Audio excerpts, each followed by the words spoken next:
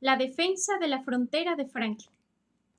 Mientras se formaban las diversas compañías de la ciudad y del campo y aprendían su ejercicio, el gobernador se empeñó en que me hiciera cargo de nuestra frontera noroeste, que estaba infestada por el enemigo, y que proveyera a la defensa de los habitantes, levantando tropas y construyendo una línea de fuertes. Acepté este asunto militar, aunque no me consideraba bien calificado para ello. Me dio una comisión con plenos poderes y un paquete de comisiones en blanco para oficiales, para que se las diera a quien yo creyera conveniente.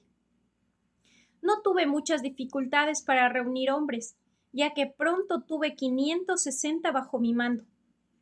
Mi hijo, que en la guerra anterior había sido oficial del ejército levantado contra Canadá, fue mi ayudante de campo y me fue de gran utilidad. Los indios habían quemado Ganadut, una aldea establecida por los mórabos, y masacraron a sus habitantes, pero se pensó que el lugar era una buena ubicación para uno de los fuertes. Para marchar hacia allí, reuní a las compañías en Belén, el principal establecimiento de ese pueblo. Me sorprendió encontrarlo en tan buena posición de defensa. La destrucción de Ganadut les había hecho temer el peligro. Los edificios principales estaban defendidos por una empalizada.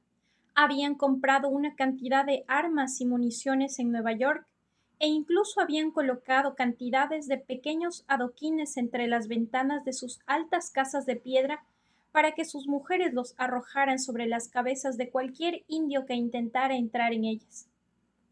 También los hermanos armados vigilaban y relevaban tan metódicamente como en cualquier ciudad de guarnición.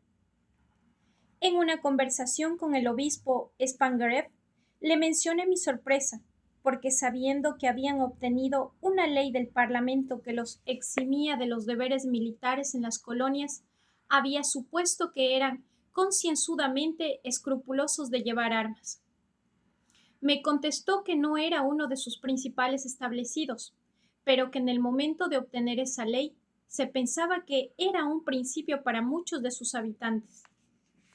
Sin embargo, en esta ocasión solo lo adoptaron unos pocos. Parece que se engañaron a sí mismos o al Parlamento, pero el sentido común, ayudado por el peligro presente, a veces es demasiado fuerte para las opiniones caprichosas.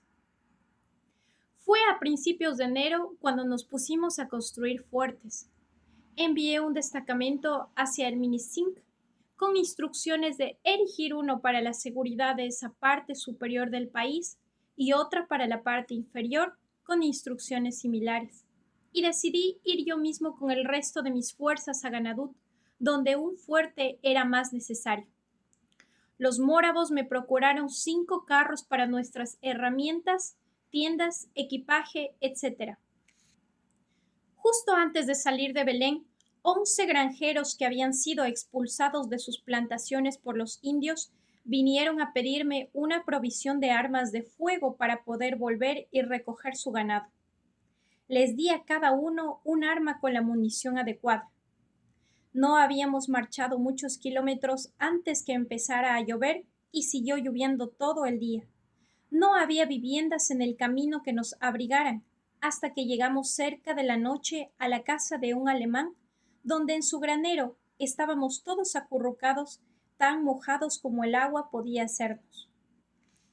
Menos mal que no nos atacaron en nuestra marcha, porque nuestras armas eran de lo más ordinarias, y nuestros hombres no podían mantener secos los seguros de sus armas. Los indios son muy hábiles en los dispositivos para ese propósito. Ese día se encontraron con los 11 pobres granjeros antes mencionados y mataron a 10 de ellos. El que escapó informó que sus armas y la de sus compañeros no se disparaban, ya que el cebado estaba mojado por la lluvia. Como el día siguiente era bueno, continuábamos nuestra marcha y llegábamos a la desolada Gandenut. Había un aserradero en las cercanías, alrededor del cual quedaban varios montones de tablas con las que pronto nos abrigamos. Nuestro primer trabajo fue enterrar más eficazmente a los muertos que encontramos allí que habían sido medio enterrados por la gente del campo. A la mañana siguiente se planificó y marcó nuestro fuerte, cuya circunferencia medía 455 pies, lo que requería la construcción de otras tantas empalizadas de árboles una con otra, de 1 pie de diámetro cada una. Nuestras hachas, de las cuales teníamos 70, se pusieron inmediatamente a trabajar para cortar los árboles, y siendo nuestros hombres diestros en el uso de ellas, se hizo una gran diligencia. Al ver que los árboles caían tan rápido, tuve la curiosidad de mirar mi reloj cuando 2 hombres comenzaron a cortar un pino. En 6 minutos lo tenían en el suelo y lo encontré de 14 pulgadas de diámetro. Cada pino formaba 3 empalizadas de 18 pies de largo, puntiagudas en un extremo. Mientras se preparaban nuestros otros hombres, cavaron una zanja alrededor, de 3 pies de profundidad, en la que se iban a plantar las empalizadas. Y nuestros carros, quitándoles las carrocerías y separando las ruedas delanteras y traseras, sacando el perno que unía las dos partes de la percha, teníamos 10 carros, con 2 caballos cada uno para llevar las empalizadas desde el bosque hasta el lugar. Una vez montadas, nuestros carpinteros construyeron un escenario de tablas alrededor de unos 6 pies de altura para que los hombres se pusieran de pie cuando dispararan a través de las troneras. Teníamos un cañón giratorio que montamos en uno de los ángulos y lo disparamos tan pronto como lo fijamos, para que los indios supieran que teníamos esas piezas, y así nuestro fuerte, si se puede dar un nombre tan magnífico a una empalizada tan miserable, se terminó en una semana, aunque llovía tan fuerte cada 2 días que los hombres no podían trabajar. Esto me dio la oportunidad de observar que cuando los hombres están empleados están más contentos, porque en los días que trabajaban estaban bien saturados y alegres y con la conciencia de haber hecho un buen día de trabajo. Pasaban la noche alegremente, pero en nuestros días ociosos estaban amotinados y pendencieros, encontrando defectos en su cerdo, el pan, etc., y en continuo mal humor, lo que me hizo recordar a un capitán de barco cuya regla era mantener a sus hombres constantemente en el trabajo, y cuando su compañero le dijo una vez que habían hecho todo y no había nada más en lo que emplearlos, oh, dice él, haz que limpien el ancla. Este tipo de fuerte, aunque despreciable, es una defensa suficiente contra los indios que no tienen cañones. Al encontrarnos ahora con un puesto seguro, nos aventuramos en grupos a explorar el país adyacente. No nos encontramos con ningún indio, pero descubrimos los lugares de las colinas vecinas en los que se habían escondido para observar nuestras acciones. Había un arte en la disposición de esos lugares que parece digno de mención. Siendo invierno, era necesario un fuego para ellos, pero un fuego común en la superficie del suelo habría mostrado su posición a distancia. Por lo tanto, habían cavado agujeros en el suelo de unos 3 pies de diámetro y algo más profundos. Vimos donde habían cortado con sus hachas el carbón de los lados de los troncos quemados que yacían en el bosque.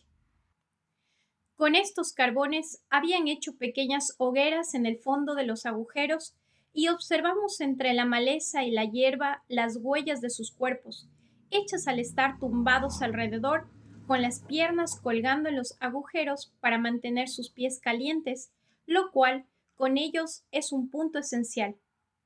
Este tipo de fuego tan manejado no podía revelar su posición ni por su luz, ni por las llamas, ni por las chispas, ni siquiera por el humo. Parecía que no eran muchos y vieron que éramos demasiado numerosos para ser atacados por ellos. Teníamos como capellán a un celoso ministro presbiteriano, el señor Beatty, que se quejaba de que los hombres no solían asistir a sus oraciones y exhortaciones. Cuando se alistaron, se les prometió, además de la paga y las provisiones, 1 gramo de ron al día, que se les servía puntualmente, la mitad por la mañana y la otra mitad por la tarde, y observé que asistían con la misma puntualidad a recibirlo, ante lo cual le dije al señor Beatty: quizás esté por debajo de la dignidad de su profesión actuar como administrador del ron, pero si lo repartiera y solo después de las oraciones, los tendría a todos a su alrededor. Le gustó la idea, asumió el cargo y con la ayuda de unas cuantas manos para medir el licor, lo ejecutó a satisfacción y nunca se asistió a las oraciones de forma más generalizada y puntual, de modo que pensé que este método era preferible al castigo infligido por algunas leyes militares por no asistir al servicio divino. Apenas había terminado este asunto y tenía mi fuerte bien abastecido de provisiones, cuando recibí una carta del gobernador informándome de que había convocado la asamblea y deseaba que asistiera a ella, si la situación de los asuntos en las fronteras era tal que mi permanencia allí ya no era necesaria. Mis amigos, también de la asamblea, me presionaron por medio de sus cartas para que acudiera a la reunión y estando mis 3 fuertes previstos ya completados y los habitantes contentos de permanecer en sus granjas bajo esa protección, decidí regresar, tanto más de buena gana cuanto que un oficial de Nueva Inglaterra, el coronel Chaplin, experimentado en la guerra contra los indios, estando de visita en nuestro establecimiento, consintió en aceptar el mando.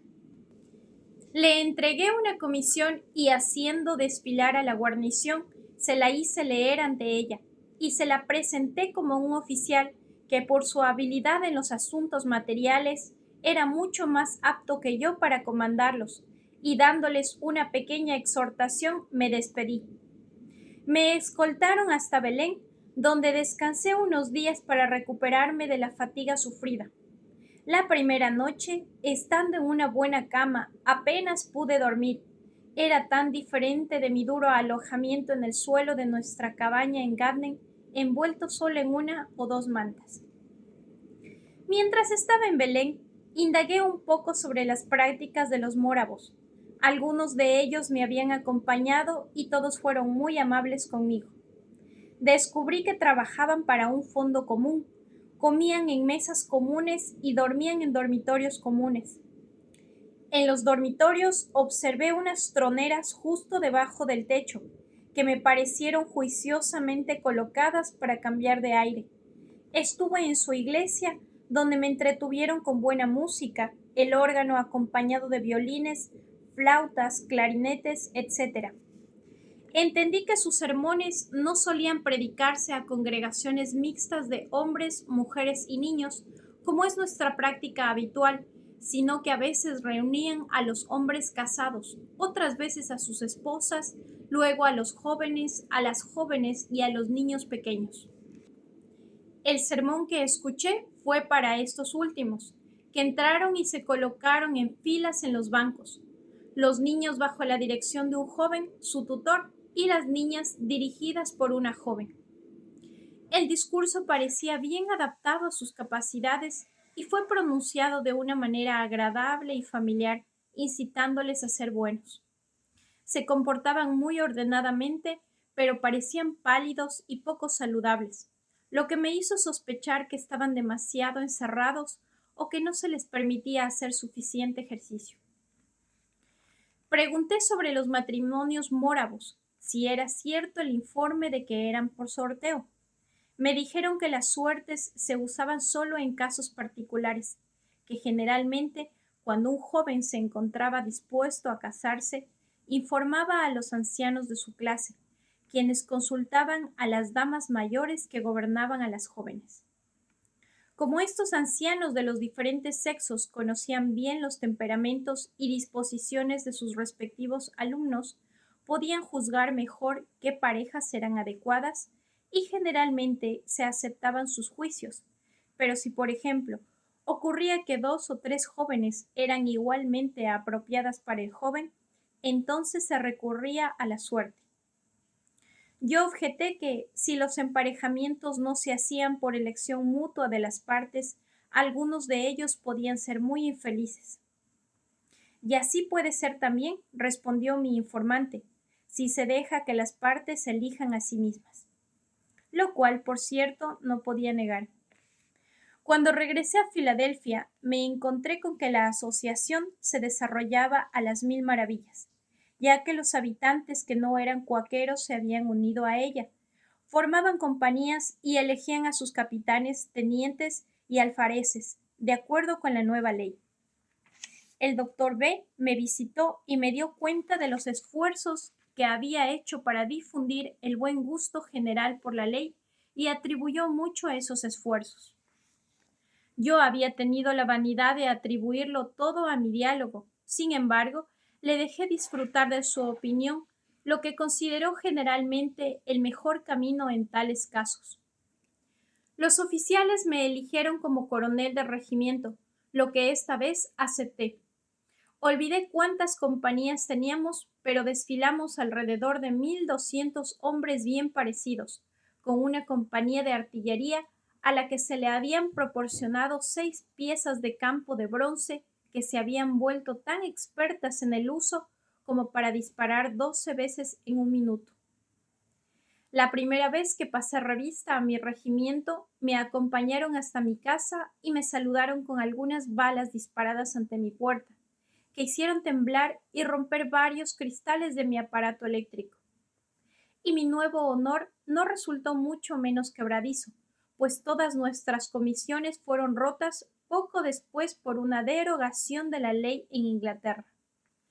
Durante este corto tiempo de mi cargo de coronel, estando a punto de emprender un viaje a Virginia, a los oficiales de mi regimiento se les ocurrió que sería apropiado que me escoltaran fuera de la ciudad hasta el Lower Ferry. Justo cuando estaba montado a caballo, llegaron a mi puerta, entre 30 y 40 montados y todos con sus uniformes.